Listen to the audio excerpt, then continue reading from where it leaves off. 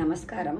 శ్రీమద్ భాగవత్ మహాపురాణము 6వ అధ్యాయము సప్తాహయజ్ఞ విధానము 87వ శ్లోకము.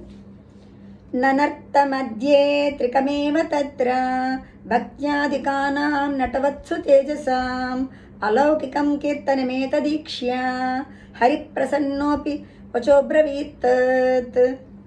వీరందరి నటనడుమున మీదు మిక్కిలి తేజస్సు కలిగినటువంటి భక్తి జ్ఞాన వైరాగ్యములు నటులతో దీటైన చక్కని నృత్యమును చేయుచుండిరి.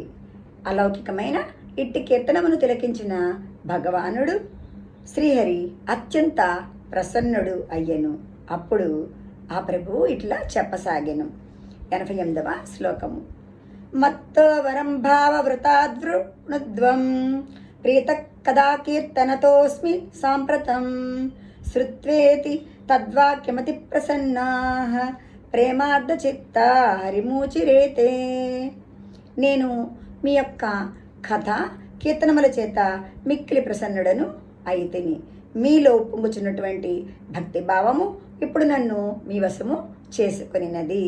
కావున మీరు ఏదైనా వరమును కోరుకొనుడు అనునట్టి భగవంతుని మాటలను వినిన అందరూ మిగుల సంతసించిరి. ప్రేమలో మునిగి తడిసిపోయిన చిత్తముతో వారు భగవంతునితో చెప్పసాగిరి. 89వ శ్లోకము. నగాహ గాదాసు చ సర్వభక్తైః ఏభిస్తయా భాష్యమితి ప్రయత్నాత్ మనోరథోయం పరిపూర్ణీయః తదేతి చోక్త్వాంతరదీయతాచ్యుతః.